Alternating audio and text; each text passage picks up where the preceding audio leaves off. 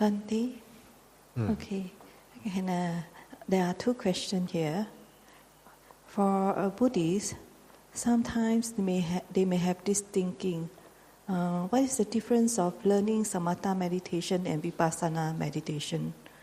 What is the benefits of learning and practicing Vipassana meditation? This is the one question. The second question is, to really see improvement in the practice, how long should a yogi practice in a retreat to really see the progress in their practice? The first question is about Samātha Vipassanā. If you're going to talk about that, you need another 2 weeks of explaining, which is true because I've talked about it in the last KKB retreat. There got 3 months there. I could stretch my talk in the many different ways. So I know this is a big topic. I know a lot of times you want to understand this, what is Samatha and what is Vipassana, and what are the differences and what are the benefits in each and every one of them. It's going to take you a long period of time. Both of them got its own benefit. But we must, first of all, before we understand its benefit, we understand the difference of its objective, its purpose, the intention, the purpose here. The whole intention of Vipassana is to get you out of this cycle of birth and rebirth. The whole purpose of this Samatha is to bring about that jhana. And with that jhana, it gives rise to rebirth in the higher planes of existence, in the Brahma planes of existence. And with that jhana, it can able to divert you into a genuine type of a supernatural power. But you're still in samsara. Okay? But it's a happy samsara. Here you think that your human life is happy.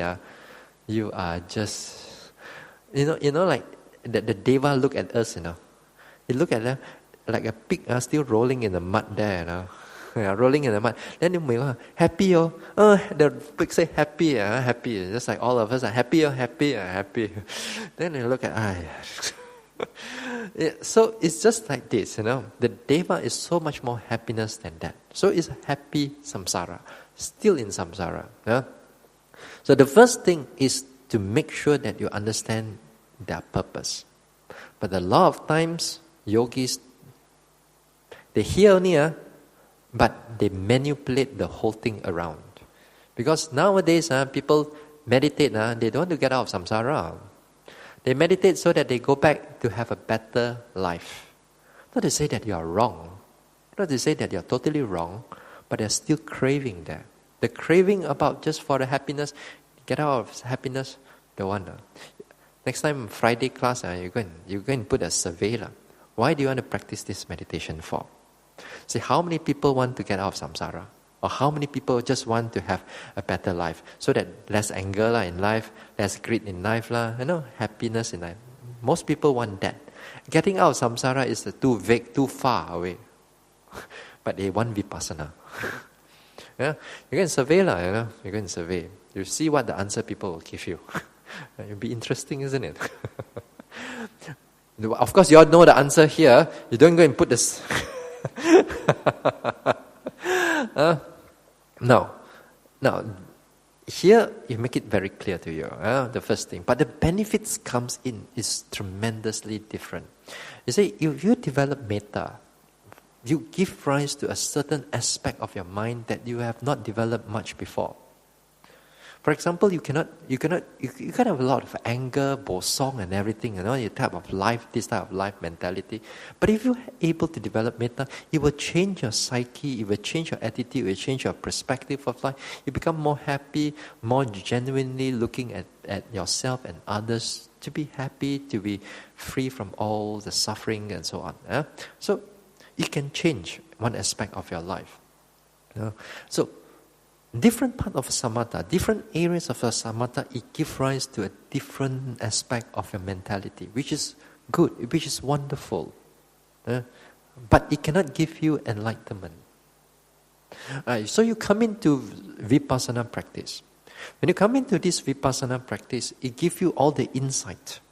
It gives you all the insight that Samatha cannot give you.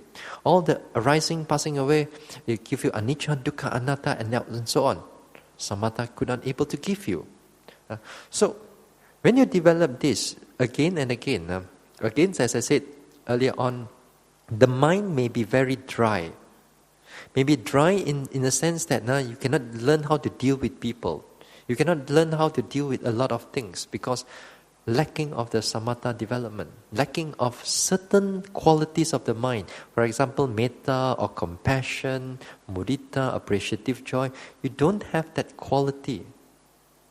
So it makes life a bit more rough edges, a lot of rough edges. You still can live, that people may not like you so much. People may have a hard time dealing with you. Yeah. So you may have those things. So in a way, both of them, they have their benefit. Again here, if you're going to talk about whether samatha is going to be needed in vipassana and so on, actually both of them are interrelated. But this jhana thing and non-jhana thing, whether you should have jhana and not jhana, it's going to be a long talk. But anyway, I did talk about it before. Now, some of these talks here, there are, in the last talk in the KKB there, in the Kuala Kubu Baru, I talk about wrong views, I talk about jhana, I talk about, let me see, I forgot, Samatha versus Vipassana, and Nipita. What else? So quite a number of things on Samatha actually. Yeah? On Samatha thing. But you have to go through all the talks. There are almost like 50 over talks over there. So a lot of things. It's not easy to find those things. Yeah? But anyway, I did talk about it. Yeah? I did talk about it.